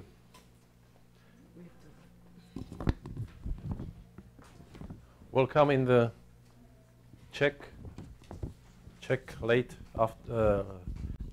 morning. And first of all, a warning. There is no food displayed in this presentation. I will basically continue on what I was talking about yesterday. There are two issues or items in the title that I intend to talk about. First is the comparison between the two major types of downscaling, dynamical versus statistical. And the other item, the other focus is on temporal and spatial aspects of the downscaled variables. I used to say in similar occasions in the past, well, that these two issues have been very rarely discussed, very rarely analyzed. But I must change this now because of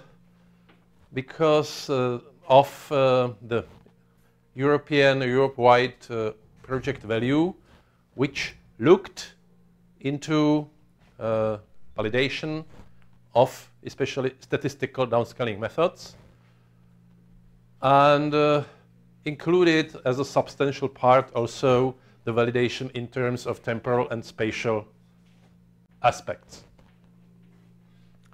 So these temporal and spatial aspects have been studied quite extensively within that this value project, which results in two papers that are about to appear in the special issue in the International Journal of Climatology, which will appear soon, hopefully, to produce a special issue. It's a nightmare.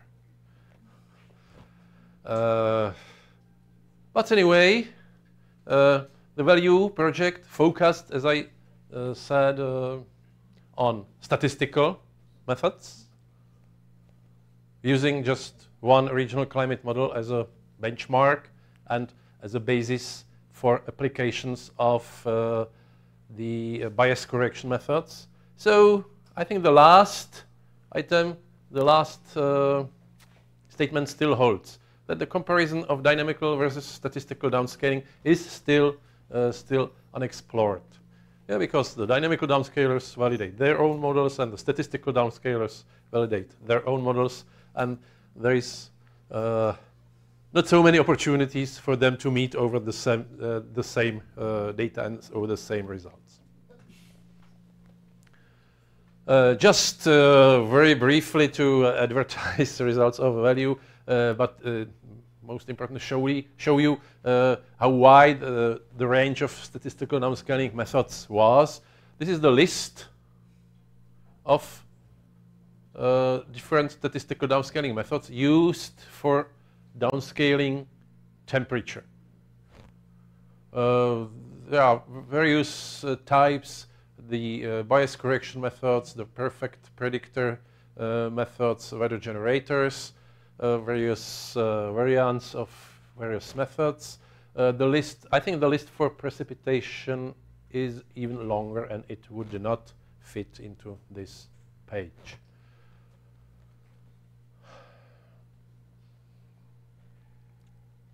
So, anyway, I think that I will focus much more on showing you some results for validation of temporal and spatial aspects.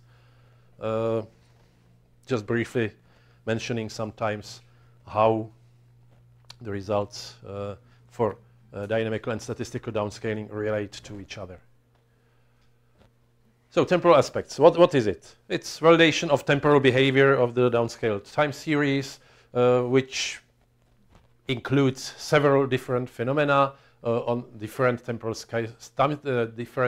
time scales, from short-term day-to-day variations through the annual cycle, which is something that has been quite frequently looked at, to interannual variations, how interannual variability is reproduced, which I think is important here in South America, which is, well, affected by ENSO, and which is of quite less importance in Europe, which is quite far from these sources of interannual variability. And finally, very important, as I already stressed yesterday, the validation of long-term, really long-term variations, that means trends. Why is it important? Short-term variability day-to-day has its relevance in many impact sectors, in many impact models that are sensitive to short-term variations, like plant, crop models, hydrology models. They are sensitive to whether, well, 1 millimeter of precipitation falls every day in a month, or if 30 millimeters fall in a single day and nothing else. The other days are dry. So this is short-term variability. Trends is a key property in relation to climate change. I already talked about it yesterday. Well, I will skip this, and hopefully some pictures will appear. No. There is an issue that must be considered when one looks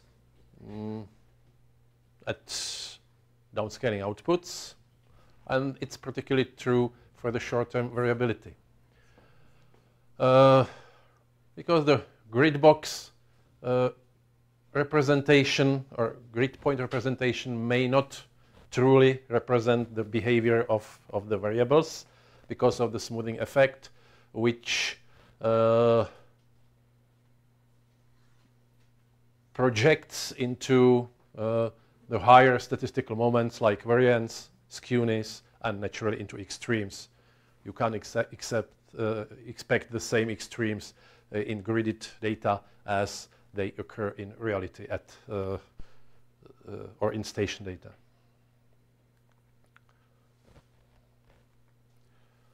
So let's start with persistence. It's a simple measure of persistence if or autocorrelation with a 1-day lag. It's simple. It's important, showing how variable is the variable in the course of time. But it's only rarely evaluated.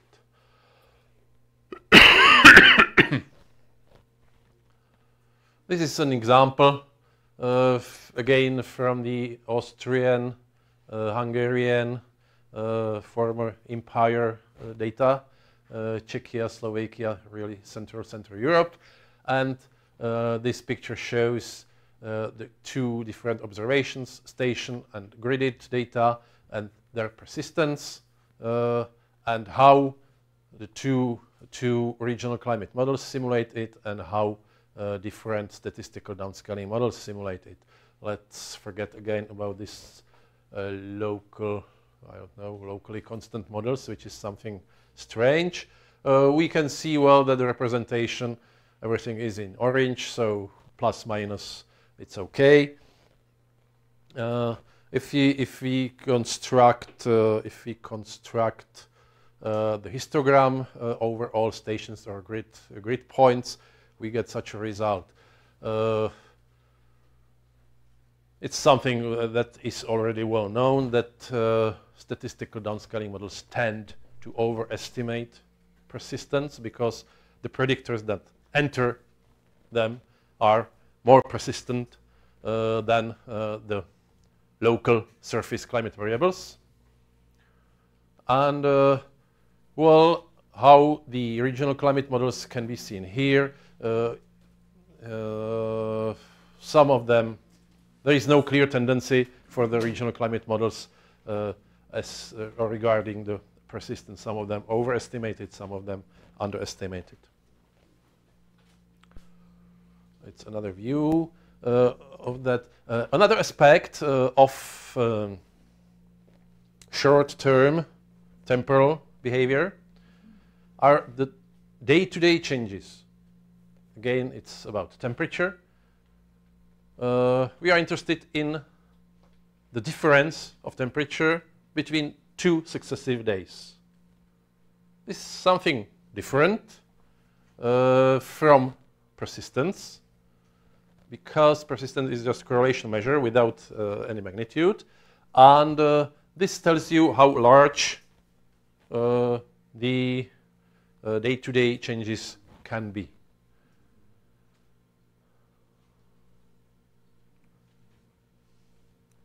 The day-to-day changes are a good indicator of how the models can simulate and whether they include at all various physical processes like radiation, advection, frontal activity, and so on.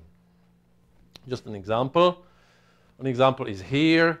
It's for just one station in the Czech Republic, and this is the distribution of maximum of day-to-day changes of maximum temperature in summer. It's reality observations. You can see that the distribution is highly skewed because of radiation processes that contribute to frequent small day-to-day warmings, and due to the presence of cold fronts that result in relatively large numbers of temperature drops. These other histograms are for different other methods of simulation, for two global climate models, and for various versions of statistical downscaling. It was classical linear regression and weather generator.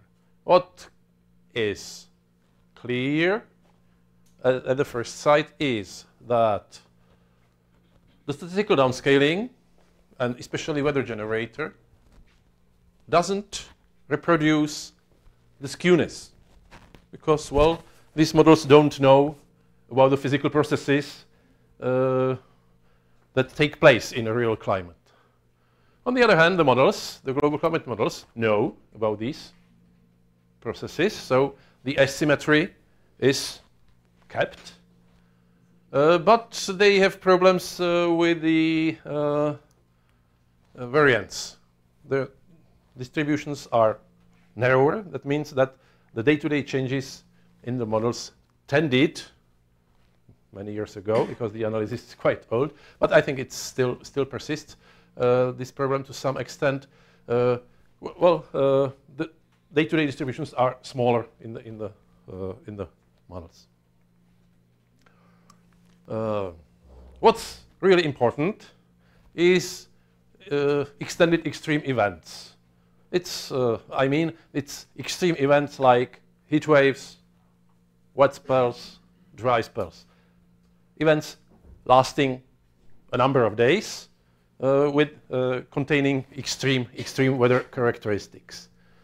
It's or for their correct simulation, we need a good simulation of variance and also a good simulation of temporal behavior of the time series.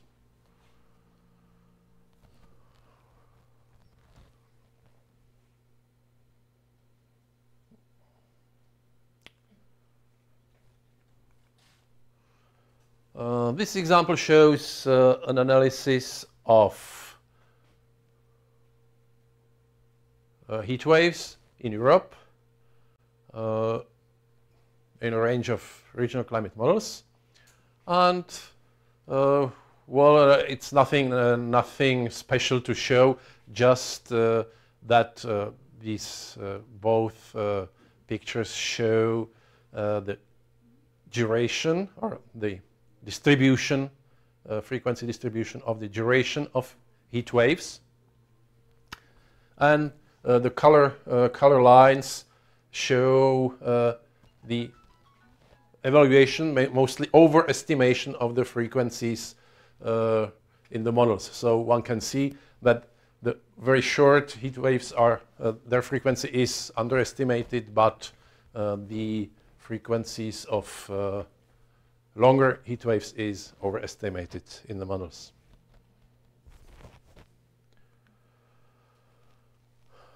One important characteristic of day-to-day variations in precipitation are the transition probabilities between wet and dry states and wet states. This is an example again from Central Europe, and observations shown with two models showing that there is just approximate success of the models in simulating these important characteristics. Related analysis of wet periods,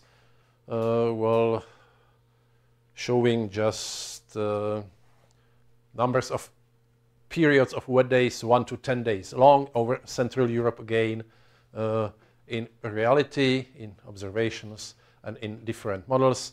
You can see different behavior of regional climate models, and also different behavior with both underestimated long wet spells and overestimated and underestimated long wet spells by different models.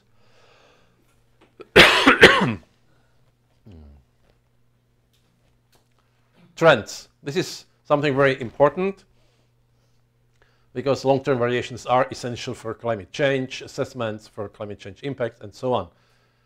So if a model is not able to simulate the current trends, how can we rely on it for future climate change? In spite of it, trend validation studies have been quite scarce.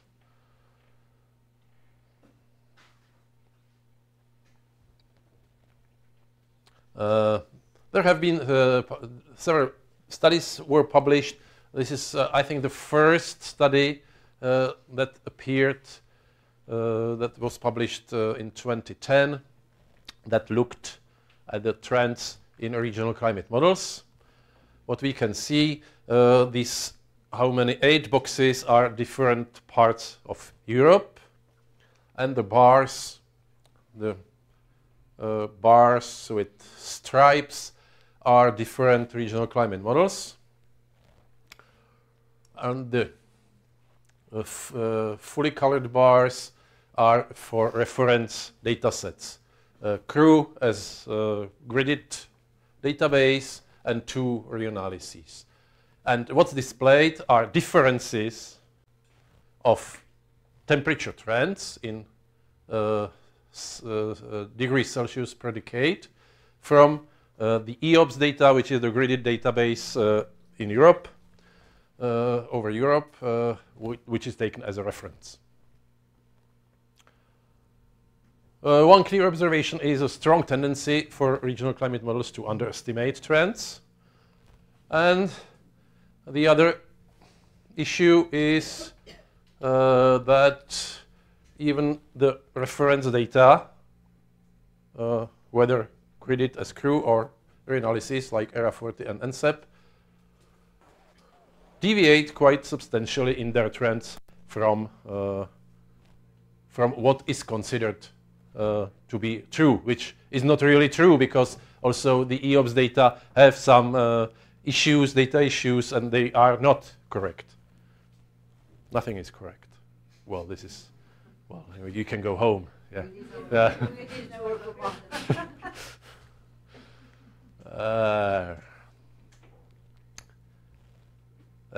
As you can see, the pictures are becoming more and more complex. I'm sorry for that.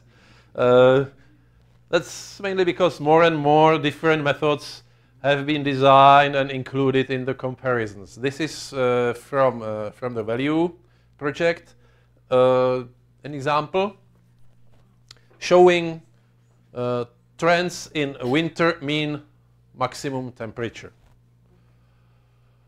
In 2 regions, doesn't matter, Scandinavia and the Alps, and there are different groups of models.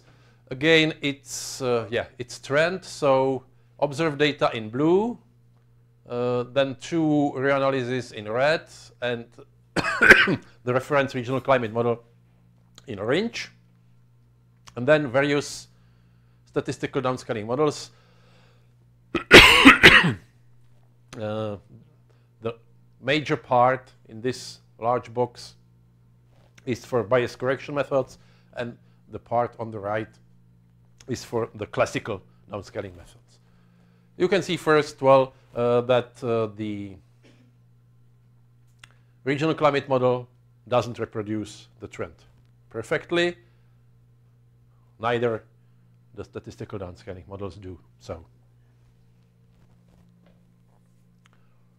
Another example, it's a comparison of regional climate models over North America. Trends in summer.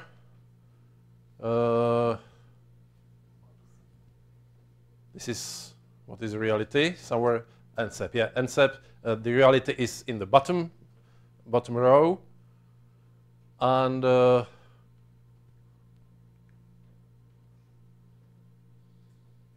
what is clearly seen is the feature called North American warming hole. This is the area that has not warmed during the last decades.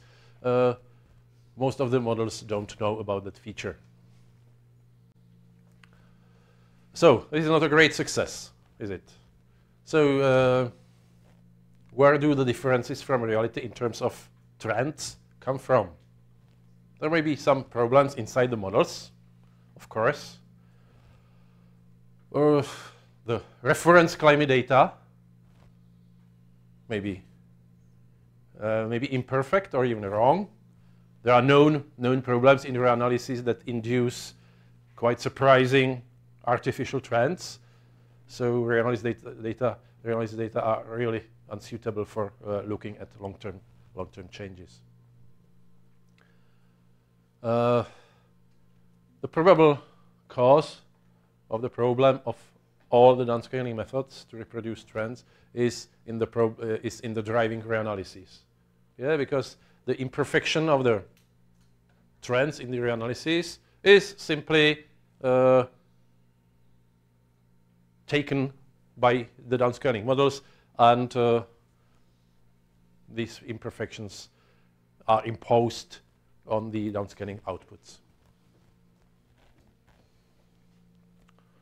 Now, a few words about the spatial issues, spatial aspects.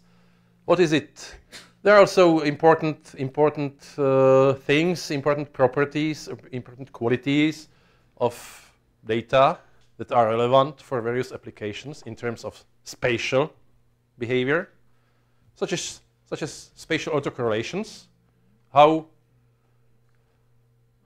temperature at this site relates, how closely is it related to temperature elsewhere.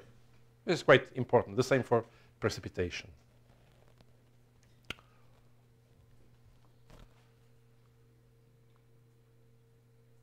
Also, the other way of looking at the spatial behavior of the variables is to analyze or to do the regionalization. That is, to find regions where the variable in question, temperature or precipitation, behaves in a similar way.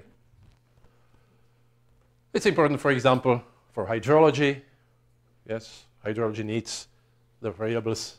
If you have a hydrological model of a river basin, you need not only the amount of precipitation to be simulated correctly, you also need the spatial distribution of precipitation to be simulated correctly. Ecological models and so on. So let's start with spatial autocorrelations. We can choose one point on a map and calculate correlations of the variable with all other points. So we are back in the central Europe. If we can have, as Jan said, northern, southern South America and southern South America, then we have central Europe. That's, I think it's very nice. Yes. So autocorrelations with the northwesternmost point, somewhere here. In reality, in regional climate models, and again in statistical downscaling models. What we can see, regional climate models are approximately all right, maybe slightly underestimating the autocorrelations, as is the case of the Aladar model. Statistical downscaling models overestimating the spatial autocorrelations. I can create such maps for every grid point, and given that there are, I don't know how many, thousands, or maybe even only hundreds grid points, we would get a pile of maps. So it's better to plot, to create such a plot showing the dependence of correlation between two stations on their distance. It is the result. Black observations are in black, and you can see a clear tendency of the statistical downscaling models to overestimate the spatial autocorrelations, whereas the regional climate models are, the errors are of both sides. Then we can go deeper into the analysis, look separately for different parts of year, and look at the minimum and maximum temperature and other variables separately in different seasons, and a clarification of this behavior can be found. Regarding precipitation, one is mostly interested in precipitation occurrence if there is a dry or wet day. So correlation is not a good tool in this case for just binary variable. So there is an idea to use something known from the weather prediction, Heidke skill score, which basically shows the autocorrelation, binary autocorrelation. It can be translated in this way. This is the result again for the area, for observations, regional climate models, and statistical downscaling models. The behavior is quite varied. Some of the models, like RegCM and multiple linear regression, overestimate the spatial dependence of precipitation occurrence. The other models underestimated. And again, we can draw such a dependencies of the autocorrelation in terms of height Catskill score on the distance, and look what happens. Same analysis can be done for precipitation amount with just a warning that precipitation, daily precipitation, is highly non-Gaussian variable, so one must use some non-parametric correlation measure like Spearman correlation, because the classical Pearson correlation is unsuitable for such cases.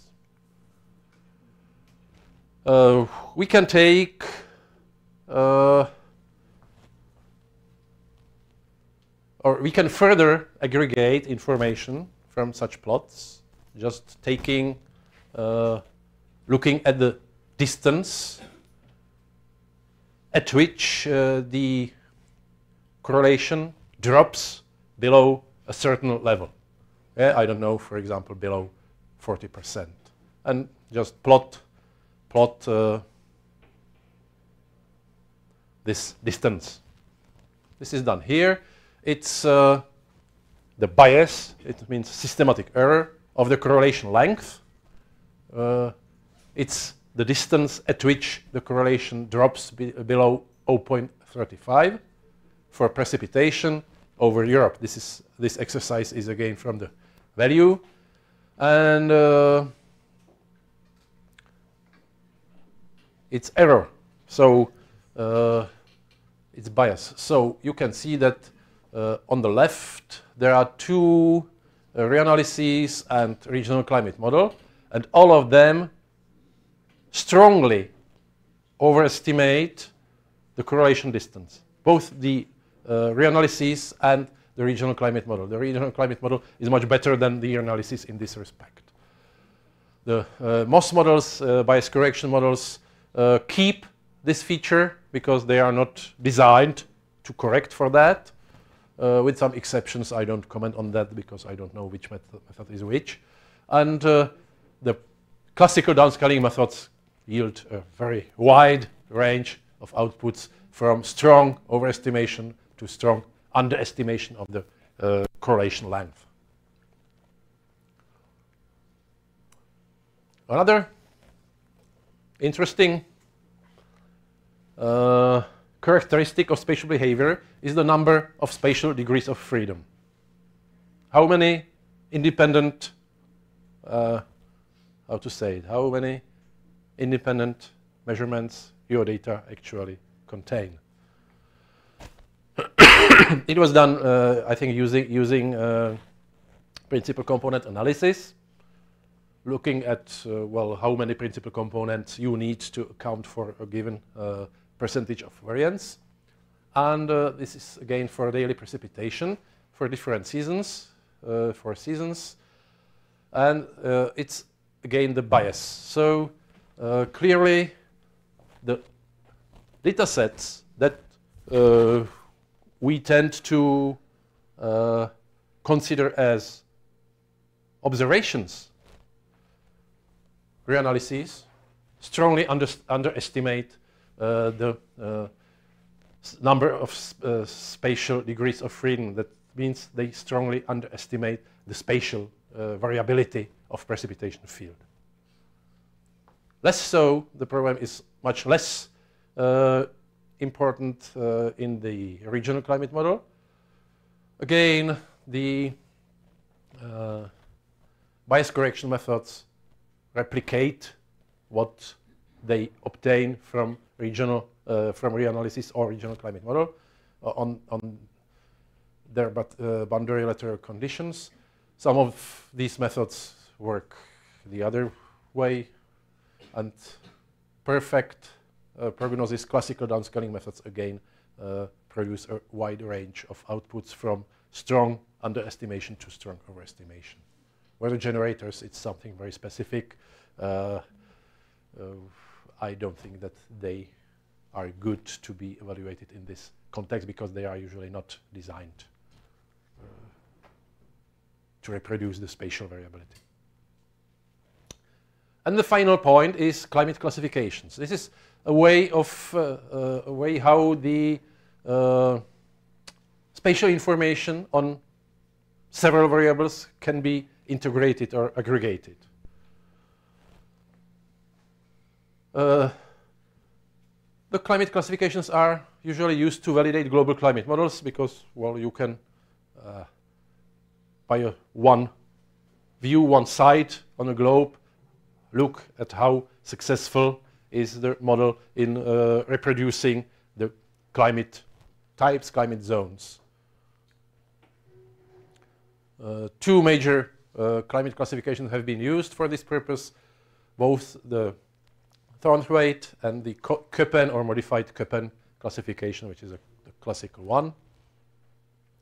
One paper is by El-Gundi and others in Climate Change 4 years ago, observed Thornthwaite climate types and, well, the same types in the CMIP5 ensemble, and you can look at the differences and just find which climate types are over or underrepresented in the model.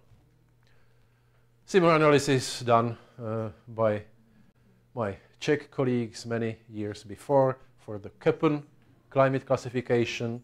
Yes, we are 15 years back, so the picture is black and white, but the content is very similar.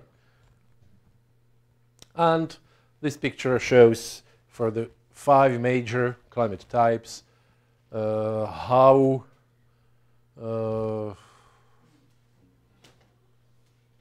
what are the differences of the global climate models from the climate data. Well, nothing to look at it in more detail, just to, an indication of how one can display or aggregate results of such a comparison.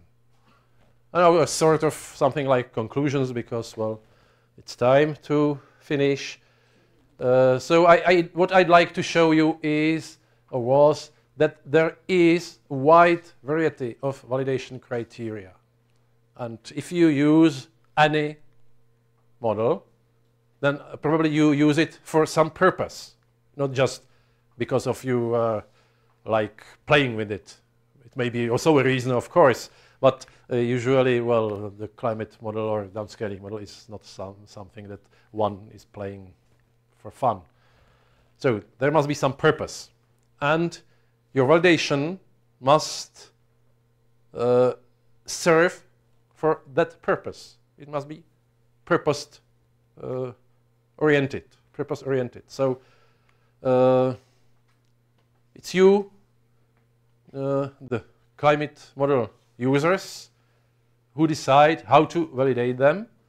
Of course, you must be sure that the model is simulating the things generally well, so it makes good sense to look at the general agreement between the observed values and simulated values in terms of some correlation measures or mean square error. Of course, it's important, but it's far from being sufficient. You must also validate the aspects of the variables that are important for your purpose, for your target.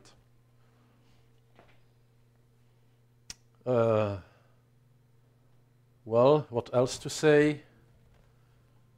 I think it's quite obvious that the model that is good in one aspect may fail in another aspect. There are no generally good or generally bad. Maybe some models are generally bad. Yeah, I just talked to someone during the break. So if you downscale precipitation in Peru, then if you build your statistical downscaling model on predictors like sea level pressure over South Africa, you will fail. Yeah, it's a bad model, definitely. But if you build a reasonable model, then it may be good in something and bad in something else. So you must use such a model that is good at what you need. And it may be bad at something that you don't need, something that you are not interested in. The performance of different downscaling methods is basically comparable. None of them can be seen as the best. None can be seen as the worst. Again, provided that the models are somehow reasonable. And also it's just last comment, which doesn't follow from anything that I told you now. It's impossible to rectify all the aspects of downscale variables at the same time. There are tools how to improve, like by statistical post-processing, by bias correction, but these methods can correct just for something, not for everything. Some errors will remain in your output, and you must be aware of it. I think that's all. Yes? So, thank you.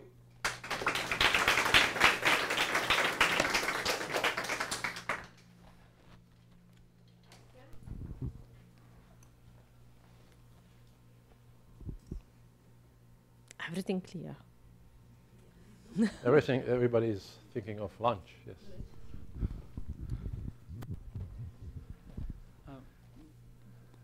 Do you use any new downscaling methods like multifractal downscaling methods? No. Oh, very, very simple answer. No, no, no.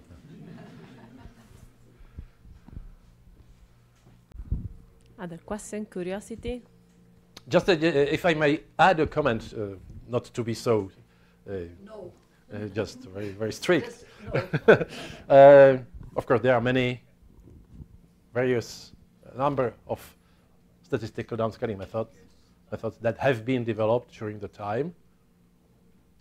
But it's necessary, if one applies a nice, clever method, it's necessary to compare it with something that has been done before, with simple methods. And only if that complex method proves to be better than what has been done before, then it's a good reason to include it into consideration and use it.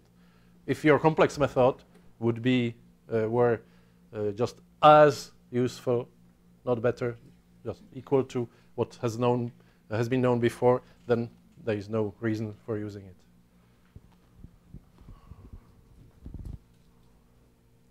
Other question? No question. I think everybody wants to go to it. Okay, if not, then thanks, Radan, and we can go for lunch. So we can reconvene at 2 o'clock according to the schedule, but directly into the lab this time. Okay? Okay.